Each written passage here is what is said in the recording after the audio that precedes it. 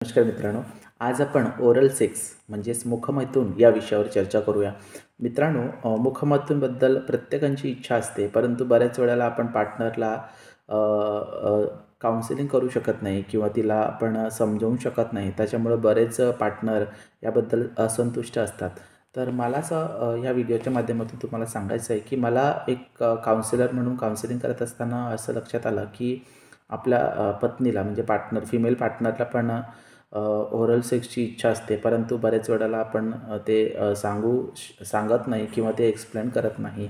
त्याच्यामुळं ओरल सेक्समुळं तुम्हाला तुमच्या सेक्समध्ये एक अतिशय चांगला आनंद मिळतो. तुमच्या सेक्शुअल प्लेजरमध्ये वाढ होतो, हे मी नक्की सांगू शकतो. बऱ्याच वेळेला आपण ओरल सेक्स करत असताना जे जननेंद्रिय आहे, जसं पुरुषाचं शिश्न आहे, तर त्याची वैयक्तिक स्वच्छता ठेवणं, हायजीन मेंटेन करणं गरजेचं आहे. त्याच्यानंतर स्त्रीचे योनिमार्ग पण एकदम स्वच्छ असणं गरजेचं आहे. आणि दुसरी गोष्ट की पुरुषाचा जो शिश्नमुंड आहे, तो अतिशय संवेदनशील आहे, अतिशय सेन्सिटिव्ह आहे. त्याच्यामध्ये अनेक अशा पद्धतीचे पेशी असतात. त्याच्यामुळं पुरुषाला स्त्री जेव्हा फिमेल पार्टनर जेव्हा आपल्याला ओरल सेक्सच्या माध्यमातून सकिंग करत असते, ओरल सेक्स करत असते, तेव्हा पुरुषाला अतिशय आनंद होतो. आणि बऱ्याच वेळेला पुरुषाच्या लिंगात ताठरता जर नसेल तर ओरल सेक्सच्या माध्यमातून त्याला ताठरता येतं. त्याच्यामुळं ओरल सेक्सबद्दल स्त्रियांनी म्हणजे आपल्या फिमेल पार्टनरनी मनात कुठल्याही पद्धतीचं शंका कुशंका ठेवू नये किंवा लाज लज्जा शरम ठेवण्यासारखं काही नाही आहे. आणि हे नैसर्गिक बाब आहे आणि सेक्समधला हे एक महत्त्वाचा भाग आहे. दुसरी महत्त्वाची गोष्ट, पुरुषांनी पण स्त्रीचा योनिमार्गाला म्हणजे ओरल सेक्स करत असताना, आपल्या फिमेल पार्टनरसोबत ओरल सेक्स करत असताना कुठल्याही शंका कुशंका ठेवू नये किंवा त्याबद्दल असं लाज बाळगण्यासारखं काही नाही आहे. उलट स्त्रीला ओरल सेक्समुळं काम चालेल आपण ज्याला म्हणतो लुब्रिकेशन निर्माण होतं आणि तिला त्याच्यातून ऑर्गॅझम, सेक्सची अत्युच्च इच्छा तिला प्राप्त होतं.